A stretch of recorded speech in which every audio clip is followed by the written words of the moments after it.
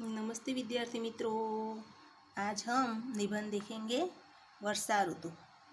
कवि कुलगुरु कालिदास ने वसंत ऋतु को बहुत बड़ी एवं महान मानकर उसकी महिमा का गान किया है। फिर भी वर्षा ऋतु की महिमा भी कम नहीं है। भारतीय समाज जीवन में वर्षा ऋतु का महत्वपूर्ण स्थान है। तो कवि कुलगुरु कालिदास ने वसंत ऋतु को बहुत बड़ी मानी है और उसकी महिमा का गान किया है। फिर भी वसंत ऋतु को बड़ी मानी है, फिर भी वर्षा ऋतु का महत्व कम नहीं हुआ। भारतीय समाज जीवन में वर्षा ऋतु का बहुत महत्वपूर्ण स्थान है। धरती चैत्र वर्षा की कड़ी धूप से तपती है और ठंडक चाहती है। उसकी तपन गर्मी तब शांत होती है जब आषाढ़ मास के बारिश के अमृत बिंदु धरती पर आ गिरते हैं। इन बूंदों के कारण धरती की सुगंध महक उठती है, मानो धरती की बरसों की प्यास बुझ जाती है। तो यहाँ पर ग्रीष्म ऋतु में बहुत कड़ी धूप पड़ती है और कड़ी धूप के कारण धरती भी ठंडक चाहती है। तब उसकी तपन जो है उसे शांत करने के लिए आषाढ़ मास में जब बारिश की बूंदें धरती पर गिरती है, इन बूंदों के कारण धरती की सुगंध महक उठती है और ऐसा लगता है मानो धरती की बरसों की प्यास बुझ गई हो। आषाढ़ की महिमा का गान भी हमारे साहित्यकारों ने किया है। कालिदास तो अपने काव्य मेघदूत में इसका चित्रण करते हैं। काले काले घने घने बादल आसमान में छा जाते हैं, मानो पूरे आसमान पर वे अपना शासन कायम करना चाहते हो। आसमान में काले काले बादलों की गड़गड़ाहट शुरू हो जाती है, बिजलियाँ चमकने लगती है और अपना प्रभाव दिखा देती है। तो इस तरह आषाढ़ की महिमा का गान भी हमारे साहित्यकारों ने किया। कालिदास ने तो उन वर्षा ऋतु में मेघ को दूत बनाकर भेजा है और मेघदूत में उसका वर्षा ऋतु का सुंदर चित्रण उन्होंने किया है। काले काले घने बादल आसमान में छा जाते हैं जब वर्षा ऋतु आती है, तो पूरे आसमान पर जहाँ मानो वो अपना शासन स्थापित कर चुकी हो, इस तरह लगता है।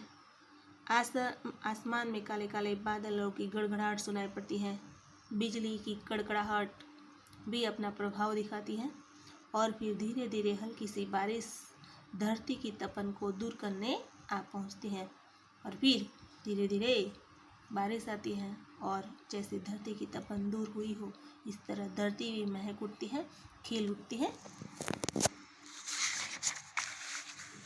धरती पर मानो चारों ओर हरियाली छा जाती है।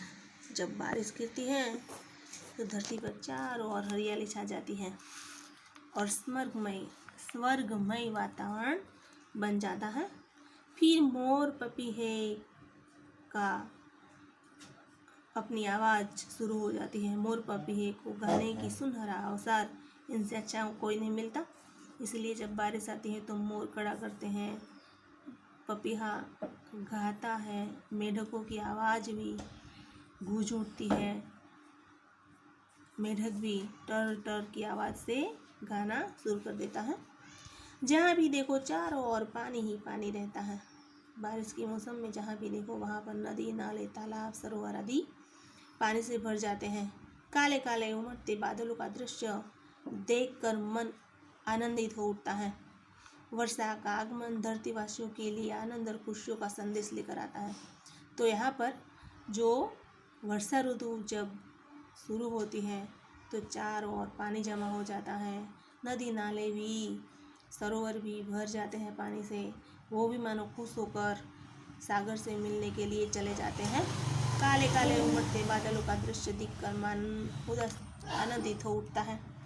वर्षा का आगमन धरतीवासियों के लिए आनंद और खुशियों का संदेश लेकर आता है। बारिश का सबसे ज़्यादा आनंद बच्चे उठाते हैं। बारिश में नहाने का बच्चों का शौक़ पुराना है। तो जब बारिश आती है तो बच्चे खिलखिला उठते हैं, खुश हो जाती हैं, नहाने के लिए दौड़ उठते हैं। बच्चे लोग कागज़ की नाव चलाते हैं और तैराते हैं पानी में। युवक युवतियाँ भी बारिश में भीगने का मज़ा लेते हैं। कभी लोग तो बारिश और बसंत की महिमा का गान करने में थकते भी नहीं हैं। बारिश के आने से सबसे ज़्यादा खुशी किसानों को होती है। जब बारिश होती है तो किसान खुश हो जाते हैं। किसान मतलब खेडूत। किसान लोग अपनी खेती के लिए खेत तैयार करते हैं। बारिश आने से पहले अपने खेतों को तैयार करते हैं और फिर बारिश होती है तो खेत में हल चलाते हैं, बीज डालते हैं और फिर खुशखुशाल दिखाई देते हैं। वैसे भी हमारा देश खेती प्रधान है। हमारा देश कैसा है? कृषि प्रधान, यानी आधे से अधिक लोग खेती करते हैं। किसान इसी दिनों में पूरे साल काम करता है। तो किसान इसी दिनों में पूरे साल काम करता है और वर्षा ऋतु को तो वह अपने देश की भाग्य विधाता मानते हैं। तो किसान इसी दिनों में पूरे साल काम कर लेते हैं। इसीलिए वर्षा ऋतु को तो हमारे देश की भाग्य विधाता माना जाता है। किसानों का भाग्य इसी ऋतु पर आधारित होता है। जब बारिश नहीं होती तो किसान नाखुश हो जाता है, दुखी होता है। जब बारिश आती है तो बच्चे खुश होते हैं, पशु पंछी सब खुश हो जाते हैं और किसानों की खुशी का भी ठिकाना नहीं रहता, वे भी खुश हो जाते हैं। जलाशयों का जल भी इन्हीं की देन है, यानी वर्षा ऋतु एक जल का स्रोत है और जलाशयों में जल जो भरा रहता है उसका क्या कारण है? बारिश की मौसम के कारण। प्रकृति की हरियाली बारिश से है। प्रकृति में जो भी हरियाली है, जो जंगल है, मैदान, वन, बाग, सब जगह पर हरियाली दिखाई देती है, उसकी वजह वो भी है वर्षा ऋतु। सच ही वर्षा ऋतु मनुष्य के जीवन का आधार है। तो मनुष्य के जीवन का आधार कौन है? वर्षा ऋतु। इसके बिना मनुष्य का जीवन कैसा है? अधूरा है। तो वर्षा ऋतु मनुष्य के लिए उनके जीवन का आधार बनी हुई है। जल को ही मनुष्य जीवन का आधार माना जाता है। जल धरती पर का अमृत है और जल ही जीवन का आधार है। फिर भी कभी कभी ऐसा होता है कि बारिश का आतंक जब हद से बढ़ जाए तो प्रलयकारी और विनाशकारी साबित हो सकता है। यानी मनुष्य के जीवन का आधार क्या है? वर्षा ऋतु, पानी।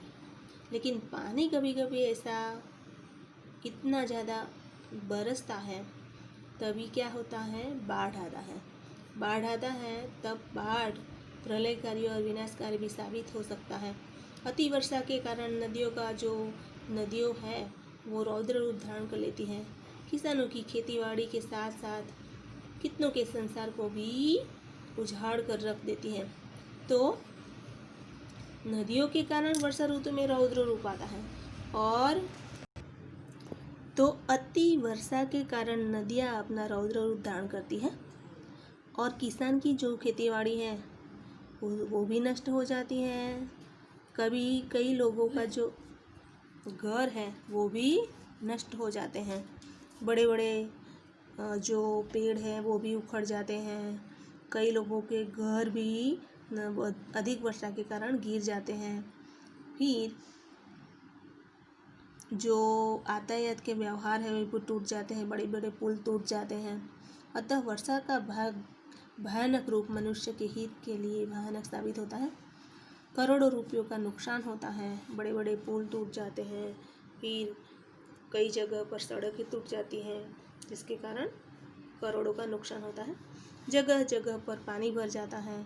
कई लोग मारे जाते हैं, यानी कई लोग बाढ़ में उसका नुकसान होता है। कई लोग मर जाते हैं पानी में, बेघर हो जाते हैं कई लोग। जहाँ तहाँ गंदगी फैल जाती है, बहुत सी बीमारियाँ भी फैल जाती हैं। फिर भी वर्षा ऋतु की महिमा कम नहीं हुई है। फिर भी वर्षा ऋतु की महिमा कम नहीं हुई है। सच में जल देने वाली अमृत सी ये वर्षा ऋतु है। मनुष्य जीवन का आधार है वर्षा ऋतु। मनुष्य जीवन को संवारती है, सजाती है और खुशियाँ बिखेरती है। तो ये जो वर्षा ऋतु है एक ऐसी ऋतु है जो सबके मन को तरबतर कर देती है। वर्षा ऋतु के कारण वर्षा ऋतु में कई सारे त्यौहार भी आते हैं। फिर तो कवियों ने भी ऋतुओं का महत्व, वसंतराज ऋतु का महत्व गाया है, लेकिन वर्षा ऋतु का महत्व बहुत है। वर्षा ऋतु का मुख्य आधार पानी है। गर्मी जब बहुत पड़ती है तब सब लोग चाहते हैं कि कब बारिश आए, और बारिश आने पर सब लोग खुश हो जाते हैं। बच्चे लोग नहाते हैं, पानी में कागज़ की होड़ियाँ तैराते हैं। फिर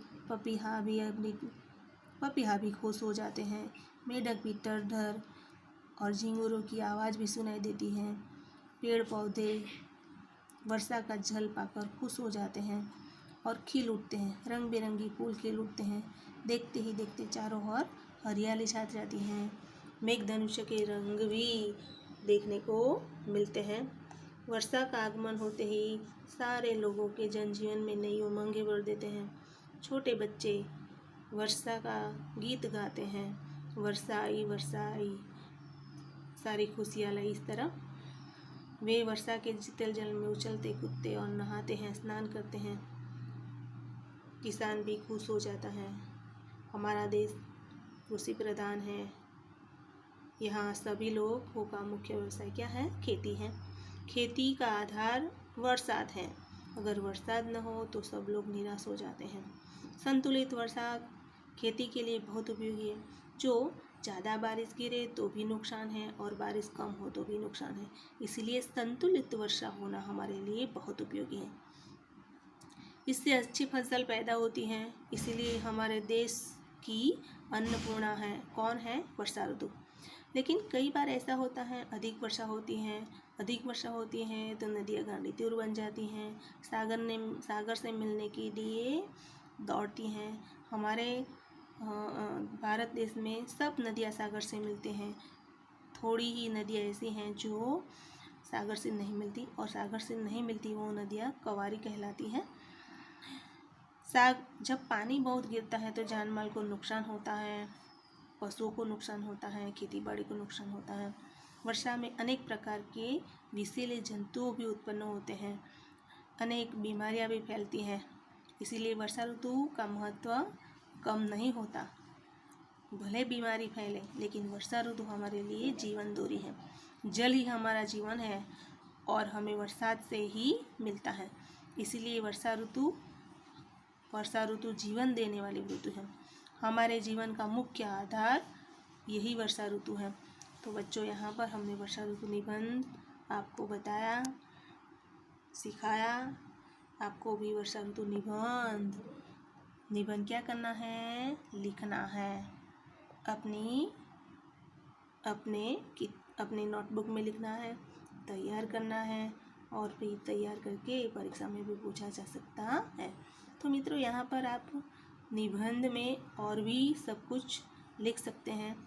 जैसे निबंध का अर्थ यही है कि निबंध में कोई बंद नहीं होता। आप जितना मन चाहे लिख। तो निबंध में आप जो चाहे यानी मुद्दों के आधार पर लिख सकते हैं। तो यहाँ पर आपको ये निबंध लिखना है, बराबर। अगले वीडियो में मिलेंगे, तब तक के लिए नमस्ते।